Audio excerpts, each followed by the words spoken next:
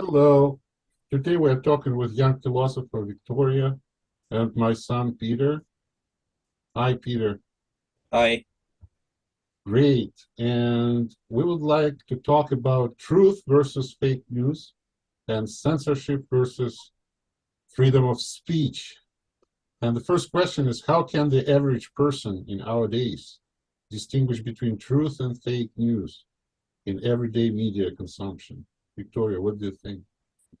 Well, I think there is no actual way because it really depends on the area where you are located. It very depends on the variety of social media and information sources that you use.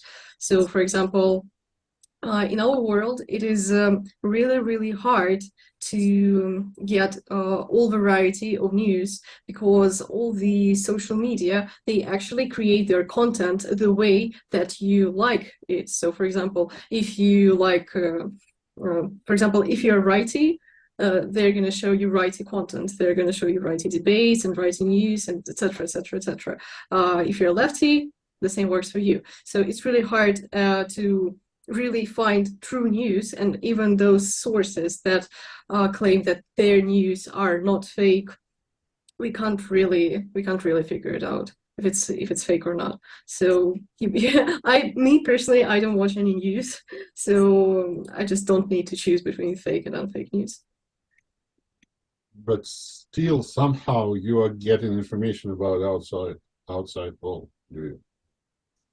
Well, yeah, sometimes not all the information, but some, global situations. But that's not my aim. I just like get this information. I don't really think about it. I may use this information if I make some decisions, but it's not that crucial for me. What about you, Peter? I don't watch the news very often either. I only watch it with my mom, and I don't really trust them very much. Because especially in Canada right now, they passed a new bill which allows the Canadian government to tamper with media and to promote stuff. So I don't really like any of that. So, as a matter of fact, we all create for ourselves a certain virtual reality in the way we would like to see it. Like you said, the leftists would get more leftist things, and those who are on the right more things that they like.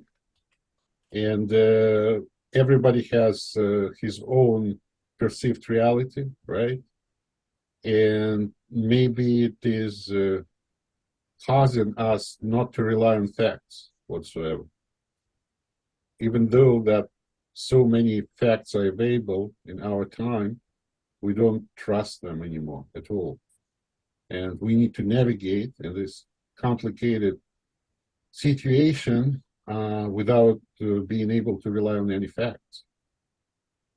Yeah, And but actually, yeah, oh, go ahead. okay, actually, it also depends on the country that you live in and on the language that you perceive the information with. So, when I was talking about fake news, I came up with an example.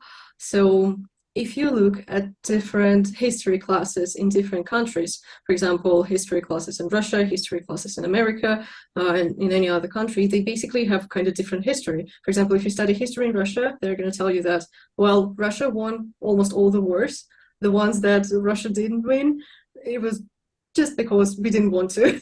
They were That's not worth winning. yeah. So, but like if you look at history classes in any other country, they all say that our country did the best, our country was the winner, and etc. So, and it the same thing comes to news. So, each country has its own path of propaganda that it needs to load some needed information into people's brains. So, for example, in Russia, they like I don't watch TV, but I know that my grandma unfortunately watches TV, and she always tells me, "Yes, Ukraine, they're so bad guys," and etc. etc. And when, for example, when I talk to you, like if I'm gonna ask you what are the news like in Canada, you're 100% gonna answer me that well, they say that Russia is bad and the Ukraine is a good country, and so it is really, really hard to distinguish truth, especially without this, view of propaganda. So then we have this liberty to get our own perception of the world and build up the evidence base that our perception is correct. For example, I do believe that all countries are bad and that all people are good. Their deeds might be evil, but we don't judge. I don't judge people at all. So with such beliefs, I always can find the fuel to run my point of views, right? What do you think, Peter? It's an interesting outlook. But isn't a person's actions judge their personality too? Because I came from this priest background, I've learned not to judge others. I've found out that no matter how bad things are that someone did, there is no possibly way to prove to myself that I wouldn't do the same thing under certain circumstances. And the spiritual laws, as I can feel and experience them, they usually teach you that once you judge someone, very soon or sooner or later, you catch yourself either on a thought that you would do such thing, or you actually doing something similar, and so on and so on. So judging others, I think, is not very healthy, and I've learned not to judge anyone. Like the same thing, Mom participated in one video here, and I asked her, do you think that you are better than Hamas terrorists? And what she said was that if she were raised up in the same propaganda, she would probably be quite the same as they are. So it's not saying that it's good to be a terrorist, but it's kind of a compassion towards anyone and understanding, no matter how bad their deeds might be, we shouldn't judge anyone anyways. The systems that cause people to hate each other, yes, we need to condemn those systems, but not the people themselves. Yeah, our beliefs aren't that different. I also believe that we shouldn't judge people that much. But what about like then whole justice system based on punishing actions? What's your opinion on that? I've written a book, Disappointment in Justice, where I'm talking that in our modern world, probably the idea of justice and punishment and reward is not quite ringing the bell anymore. It's not meeting the objective.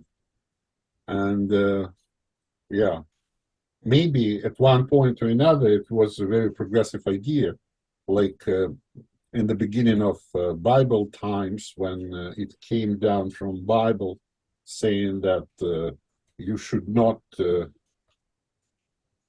the revenge unlimited. You need to pay eye for an eye. Yeah. And tooth for a tooth, which actually was some kind of limitation for the vendetta, for the unlimited revenge, right? Yeah. But right now, I do believe that the most important is to fix the problems, not to look for justice. Because first of all, looking for justice, restoring justice, is always the cause of next injustice. And second of all, it's the most costly and unproductive action. More important, not to kill the murderer in order to comfort the relatives. It's more important to treat the relatives psychologically and treat the murderer in a way that the chances to repeat this crime would be less. It's more important than any justice whatsoever. And when we cannot do this, there are some very aggressive forces of nature or very dangerous animals. We don't kill them all, but we make adjustments to make sure that they can't hurt us, right? Like in the zoo or safari, or we just don't come where they are, or we don't cause them uh, to get spread across the earth too much, right? So I think that's the thing.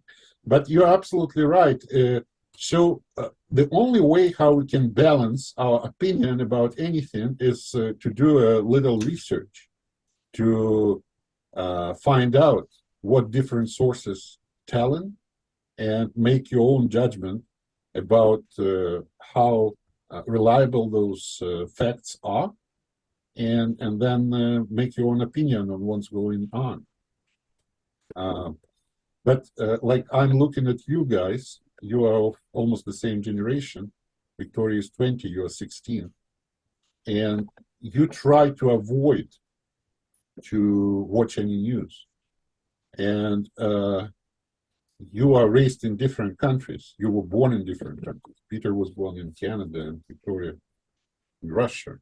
And you both have the same approach, not to watch the news, not like earlier today we were talking about the escapism, right?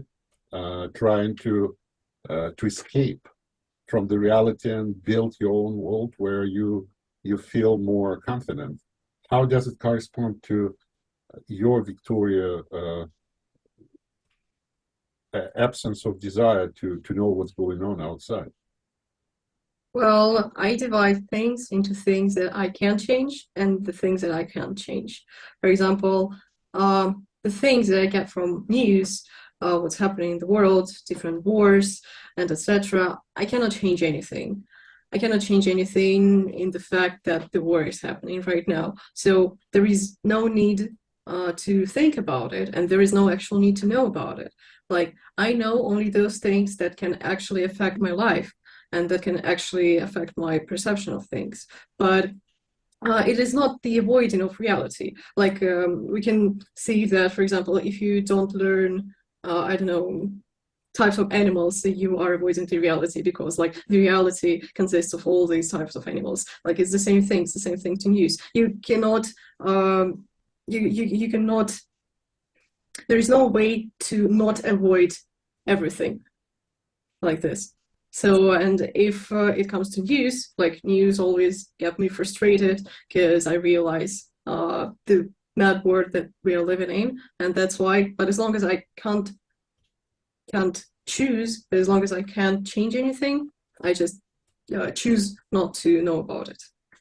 Does this mean if the news would be good news, you probably would have more willingness to follow this news? Like if humans go to Mars, would you check out those news or something more positive? I don't think about Mars, because like this is not really related topic to my field of work. But for example, when it comes to some medical news, new scientific researches, yeah, I definitely try to look for them. Yeah, Peter, you tried to say something. I was just saying, what was I trying to say? I was saying that I think that keeping up with current events is okay. It's just I feel like the most important things will get a hold of me some way, like someone who will tell me at school or a social event. Because news are made to start to panic or to convey a message that somebody wants to convey, right? They're always biased, so it's bad to watch those type of things because it's bad for mental health. They always show like bad thing, bad thing, bad thing, bad thing over and over again. The things that really don't affect you. And you go from living in your area, in your town, to living the whole world where it's mostly bad things going on. Meanwhile, those things are not affecting you. Right? You see, I'm learning something from you guys. Yeah. By the way, Boris Yurovich, when you you were explaining the example about the wild animals that may hurt us, and you said that maybe we can make something to avoid them spreading. It sounded kind of Like eugenically, you know? Kind of what? Eugenically. No, it's like you want to get the cobras, right? And try to propagate this species in towns, would you? So the same thing may come to genetically bad people, huh? No, I don't believe in this much. Whatever we do, usually we have so much side effects that usually it ends up even worse than it was before our intervention, anyways. Well, I guess the same can work for cobras. For example, they eat some type of mice that affect the agricultures and stuff. But better not to affect. So the main cause you don't follow the news is the frustration. And you say this frustration is coming from the desire of those who want to manipulate us to show the biased picture, their vision of the world, and to make us act in a certain way or make our decisions a certain way or sell us some products by scaring us and getting our attention, and so something like that. And your answer to all this is just ignoring and not letting them in. On the other hand, you can watch it as kind of like we watch the TV show, and many do this that way, right? It's like a reality show, and especially if Peter says it doesn't affect you directly right away. The third thing is that actually the way how you live your lives without following the news, you might miss the start outbreak of the Third World War. But you are pretty sure that someone will tell you, by the way, right? We are going to nuke each other tomorrow or something like that. But again, you would say there's not much what we can do about it. And so what's the point, right?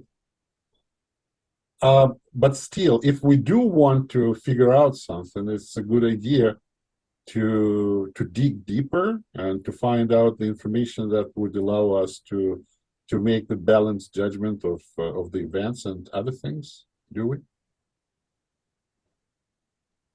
Right? I don't really think that when it comes to viral news, for example, news concerning wars and stuff, it is actually real to find any actual information, any true facts. Like, for example, when it is news about panda's birthday in some zoo, yeah, there are true facts. Okay, it's not a concerning topic, but when it comes to such concerning topics that can really affect people's lives, there is no way to find true facts. Yeah. And talking about watching news as a reality show, I don't really prefer to watch such bad detailed scenarios. Yeah, tasteless. Yeah. Yeah, that's what I find out about life. Usually life offers very tasteless, very unbelievable, hardly believable scenarios that normally, if someone would write a book with such scenarios, it would be a huge failure. And it's on the personal level and it's on the global level. Someone who is writing the global scenarios doesn't have very good taste, does he? Right? So, what about the censorship? It's quite irritating that they treat us like little kids. They decide that some information can be harmful to us, and some information is permitted, and some is not. Especially, it's funny even with GPT-4, when he acts very stupid. When I mentioned something remotely reminding something that he might perceive as aggression or something,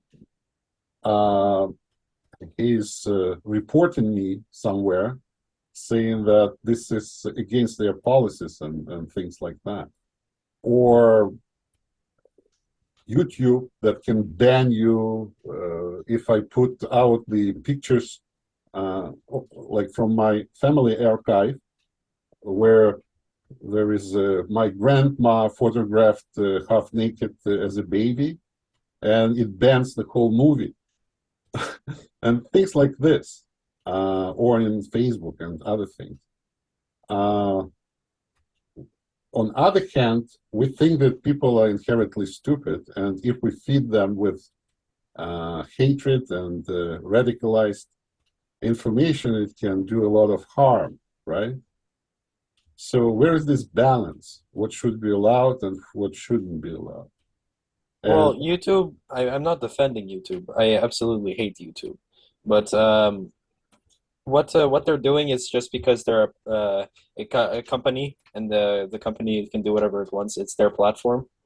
So technically, if they want to only appeal to advertisers and not to give a shit about any of their creators, then they can do that. But government official things popping up, like have you guys seen like on Instagram or on TikTok they have like little fact check thing that pops up, and most of the time it's wrong. Have you guys seen that? That's pretty funny. yeah, like if Like that, yeah. we say something about COVID, it will pop up on YouTube here that all information Yeah, and then about they will vaccination. demonetize you and age restrict your video for mentioning COVID. Well, I don't monetize my videos, but yes, they would always mention this. Yeah. Censorship is a very interesting topic for me. The first thought that comes to my mind is children, of course. Like sometimes, for example, for some people, it's better not to know about some, cruel, cruel reality. So it won't spoil their minds and their mental health.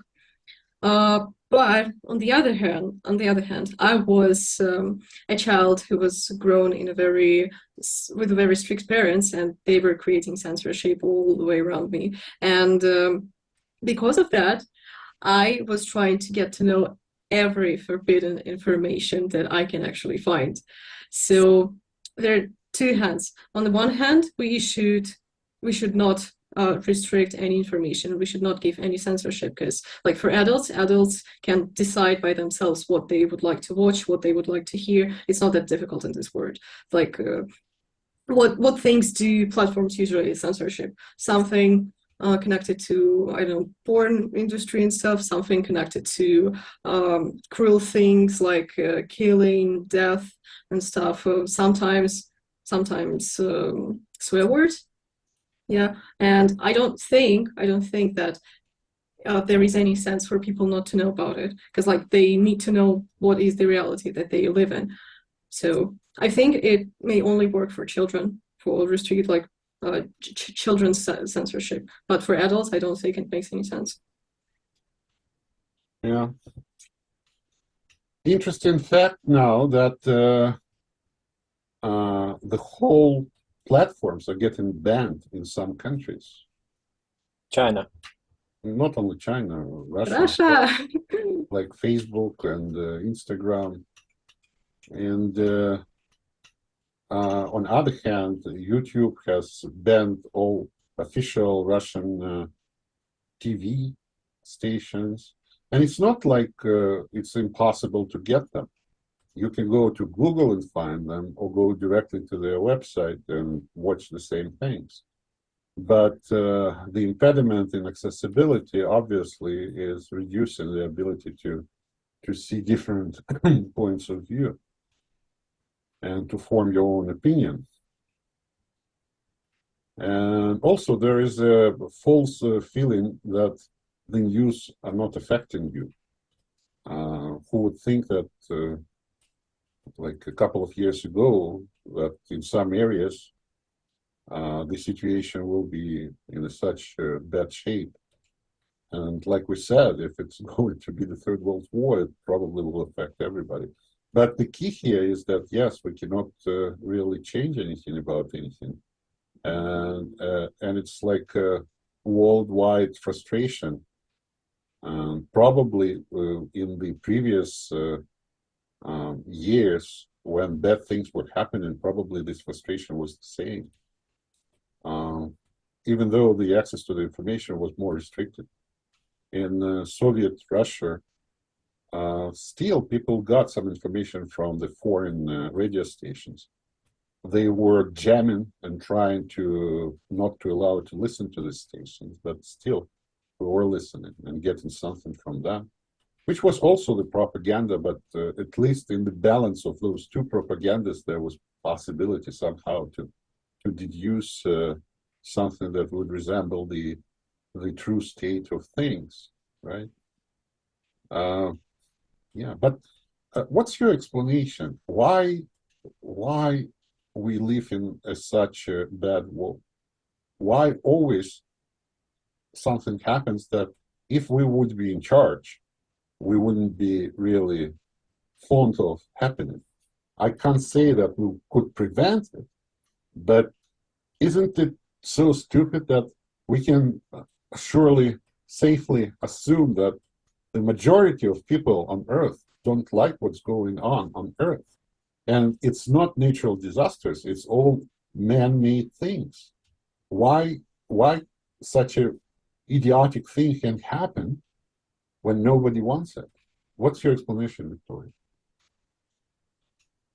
Well, I think that humans' minds are really fragile and are really easy to be manipulated. So if one person gets this ability to manipulate others, they may use it. And as long as our nature is not that kind, it is not supposed to be kind, and our, cultural environment that we were raised in. Like I was raised knowing about some wars, knowing about a lot of bad stuff that's happening, and it is really hard to become a good person, to become a kind person, because you want to defend from the world. And how to defend? You need to be strong, and you need to be cruel sometimes. And that's why some cruel people, they have the abilities and they use them not in the right way, the way that they were told, the way that they were raised. So the whole world is like this, and you really need to change everything to stop it. Like you need to change human nature, you need to change the way the governments work, you need to change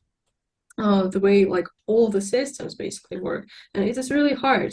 I know that in some countries, for example, I don't remember the name of the country, but they totally got rid of capitalism.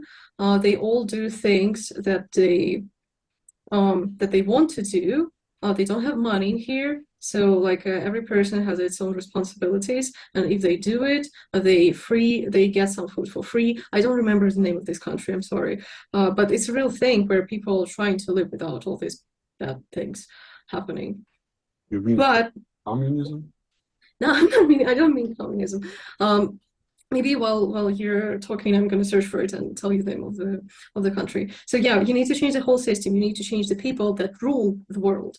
But as long as they have influence, as long as they have money, like it's kind of hard. All right. So it's way easier just to say I can't do anything with it. Just I don't want to listen to it, right? Mm-hmm. But guess what? You're going to live with this world way longer than I would. And I can say, okay, it's easier just to wait out and die. But you probably will be living another 60 years in such shit. Peter, how are you looking Yeah. at the lucky chance to live another 60 years in such shit? I mean, it's again, it doesn't really change how my life is going. I can just live my own life and kind of ignore what's going on in the bigger picture of the world and live happy. Mhm. Just because how do I say this? Like just because we have money doesn't mean we can't make that money doing something that we like. And oh no, that's Mhm. What I'm trying to say is, I feel like every person who is born, he has some kind of talent that they love doing and they can do forever, right? I feel like everybody has that type of thing that they can do. For me, it's I don't know. I like to make things and then show it off for other people, right? And then for other people, it might be cooking or it might be something like that. It's a skill. I feel like people are, especially nowadays, they're so keen on making the most amount of money and to live the most outlandish and most flashy lifestyles possible that they forget that that's not where true happiness comes from, right? That's true. And I Do you feel like believe that? Yeah. Do you and I believe feel that? like, sorry, and I feel like the entity, like money as an entity, it isn't really a bad or a good thing. I feel like it's just like social credit points almost for how good you're doing in something. Do you think that the new generation, which you belong to, might bring different idea of the future world, or will be really the same shit? I don't I don't think know. that it would be our generation. I think maybe the next, maybe because like the tendency of being kind, of being honest, of being mentally healthy is growing, and I guess in the nearest future we may see some improvements, but they're not going to be that global. Mhm. So then I guess we will be just wait and see, right? Yeah. Anything else you would like to add to this topic? No. All right. Thank you very much, guys. Thank you. Thank you. Bye bye.